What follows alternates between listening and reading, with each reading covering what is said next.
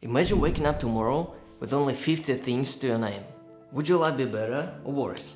You see, most people think minimalism is about suffering, that you have to wear the same shirt every day and never have fun, but that's not true. Hello there, name's Leo.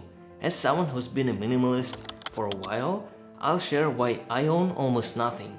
I know I'm not broke, at least now I'm not. See, I grew up in Moscow, the capital, the financial hub, basically the best city in Russia. But for me and my family, life was different. Even by Russian standards, we were pretty poor. With multiple siblings in a small apartment, personal space was a luxury I never had.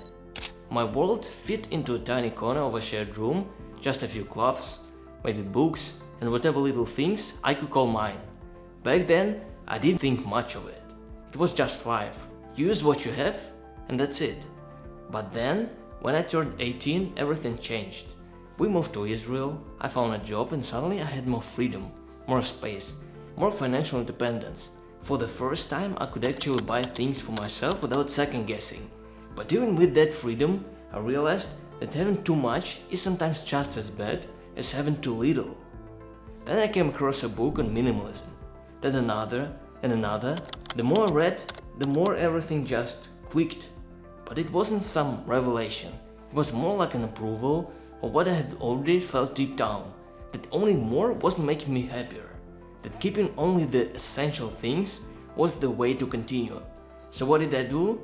I decided to further organize my life, questioning every item I owned and getting rid of a lot of stuff. But over time, surprisingly, I didn't miss any of it. Here's when people misunderstand minimalism. You don't throw out the things you really need. It isn't about suffering or living like a monk. You are the one who decides to what extent you want to go. For me, for example, wearing the same shirt every day sounds like too much. The thing is, there isn't a right or wrong way to do it. There aren't strict rules out there, so you should come up with yours. So what do you actually get out of owning less? Well, a lot. Let me break it down. Have you ever spent hours cleaning your room only for it to get messy again in just 2 days? But the thing is, when you own less, there is less to clean, less to organize, and less to stress over. And honestly, that's a game changer right here. Your room is clean by default. You spend zero mental energy worrying about mess. It's like an autopilot for a tidy home. Additionally, you might not realize it, but everything you own takes up mental space. Every item in your room, every notification on your phone, every decision about where did I put that, it all drains your focus. When you live in a clutter-free environment, you start thinking more clearly. You aren't distracted by random junk. And trust me, that focus makes everything, work, studying, even relaxing, so much better. Now be honest, how much time do you waste just managing your stuff? Cleaning, shopping, organizing, reorganizing, looking for lost things? It's not too much, but it all adds up. Minimalism gives you your time back. Instead of spending hours dealing with things, you actually spend time doing things, building skills, creating, learning, or just enjoying life without the mental load of clutter. Therefore, another thought comes up. How much money do you spend on things you didn't really need? Clothes you wore once, gadgets collecting dust, subscriptions you forgot about. Once you stop impulse buying, you'll suddenly have more money for things that actually matter. Learning, taking care of yourself, traveling, and creating instead of just consuming. That's what I'm trying to do. So if you like this video, hit the like button and join our community of life architects by subscribing to my channel. Ever feel like your brain has too many tabs open at once, so to speak? You wake up, you look around, and instantly feel stressed. Not because anything's actually wrong, but because there is just too much stuff.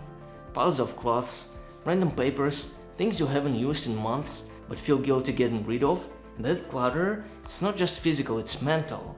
When you live with less, there is less guilt, less decision fatigue, less "I'll deal with that later" hanging over you. Your space feels like a place you actually want to be in. Calm, simple, and stress-free. More than that, here is something nobody tells you. The more you have, the less you value it. When you have shelves full of random stuff, it all just blends into the background. But when you own less, every single thing becomes intentional. Think about that one hoodie you always wear, the one that just fits perfectly. Imagine if everything you owned felt that way, thoughtfully chosen, actually useful, and something you truly enjoy.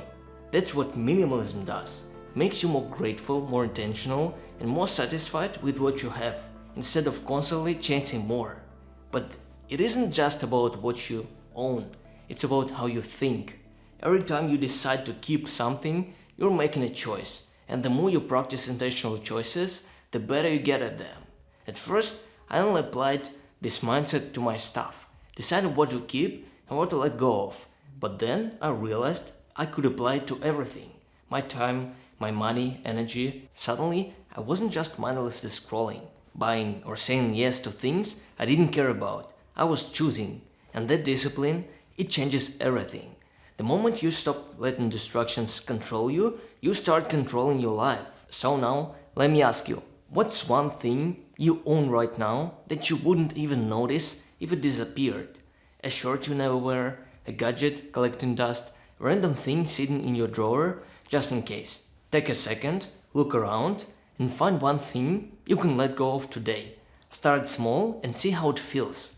But here's the thing, instead of just throwing it away, why not give it a second life? There are probably places in your city where you can donate spare clothes, household items, or even books. Someone out there might actually need what you no longer use. And knowing that something you let go of is helping someone else, that's even more rewarding. And if this video made you think differently, maybe that's a sign to start your own journey. Watch my previous video on 99 things to do instead of scrolling to further boost your productivity. I truly hope this video was helpful, and definitely have a good day.